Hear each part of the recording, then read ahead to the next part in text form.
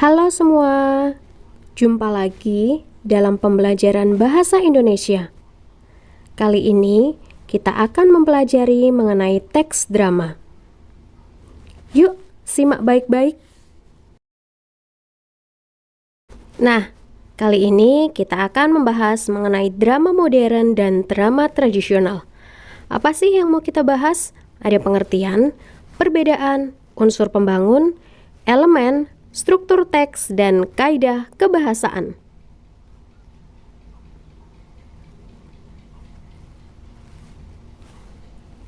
Pengertian teks drama. Menurut etimologi, istilah drama berasal dari bahasa Yunani yaitu draomai, yang memiliki arti sebagai yang berbuat, berlaku, bertindak, dan beraksi. Bisa diartikan juga cerita atau kisah terutama yang melibatkan konflik atau emosi yang khususnya disusun untuk pertunjukan teater. Jadi, kita bisa mengetahui ya bahwa teks drama ini dikhususkan untuk pertunjukan atau pementasan suatu teater.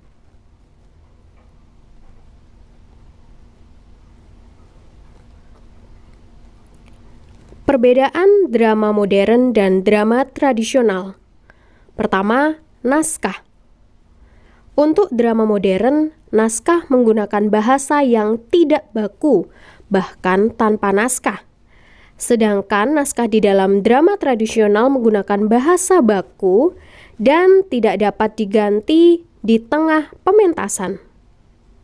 2. Sumber cerita. Drama modern bersumber dari cerita kehidupan sosial masa kini. Ya, apa saja peristiwa yang terjadi dalam kehidupan bermasyarakat kita sekarang. Sedangkan sumber cerita dari drama tradisional adalah cerita rakyat atau tradisi masyarakat setempat. Ketiga, gaya bahasa. Untuk drama modern, gaya bahasa santai dan disesuaikan dengan penonton. Sedangkan drama tradisional menggunakan gaya bahasa baku dan terkadang menyisipkan bahasa daerah. Bahasa daerah yang digunakan merupakan bahasa daerah setempat.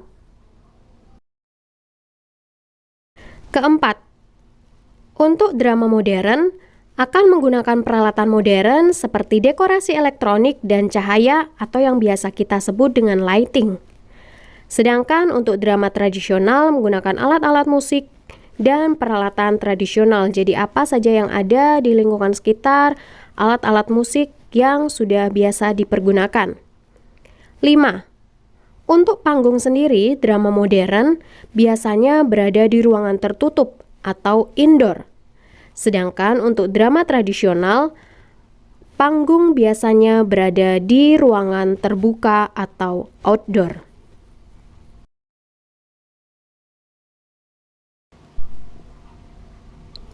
Unsur pembangun teks drama terbagi atas 6. Pertama, tema. Merupakan inti cerita atau pusat pengisahan. 2. Alur.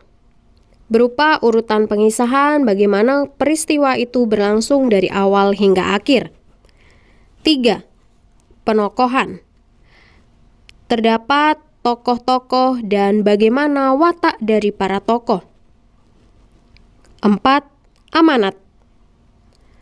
Apakah kita bisa menemukan pesan moral di dalam teks drama? 5. Latar. Berupa latar waktu, tempat, dan suasana pengisahan. 6. Dialog. Berupa ujaran dan lakuan yang diperankan tokoh.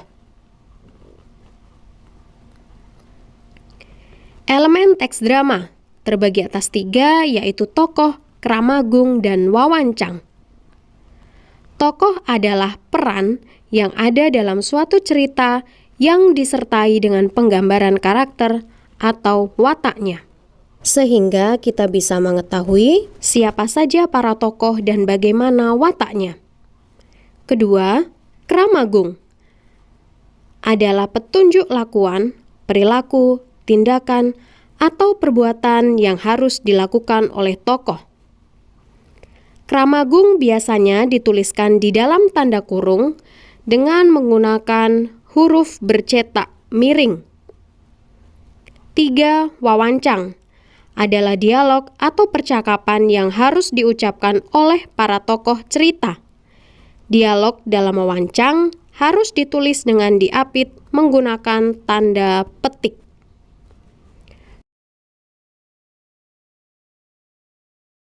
Struktur teks drama. Struktur teks drama terbagi atas 3, yaitu prolog, dialog, dan epilog. Prolog merupakan pembukaan atau pengantar yang disampaikan oleh narator atau tokoh tertentu, jadi berupa gambaran awal. 2. Dialog merupakan percakapan antar tokoh yang menggambarkan kisah. 3. Epilog, kata-kata penutup berupa simpulan atau amanat.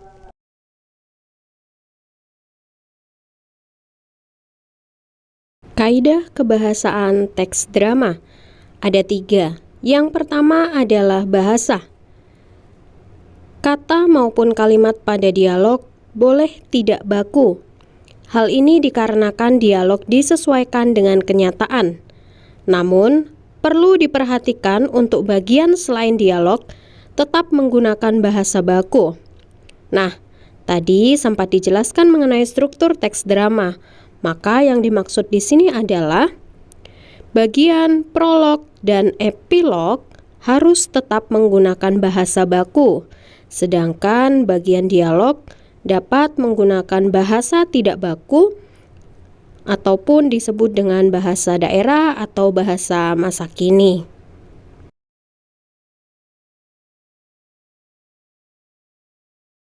Kedua adalah kata kerja petunjuk kelakuan. Kata kerja disebut juga dengan verba. Verba terbagi atas 2, yaitu verba aktif dan verba pasif. Verba aktif adalah verba yang subjeknya berperan sebagai pelaku atau menunjukkan tindakan ataupun perbuatan. Sedangkan verba pasif adalah verba yang subjeknya berperan sebagai penderita atau sasaran tindakan atau hasil. Ketiga adalah kata benda.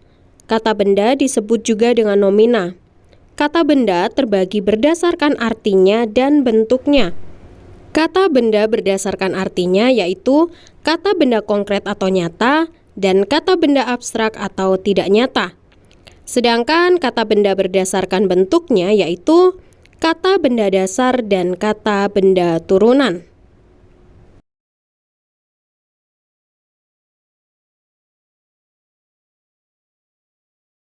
Nah, itu tadi penjelasan mengenai materi teks drama. Semoga kalian memahami materi kali ini. Terima kasih banyak dan sampai bertemu di pembelajaran berikutnya. Dadah!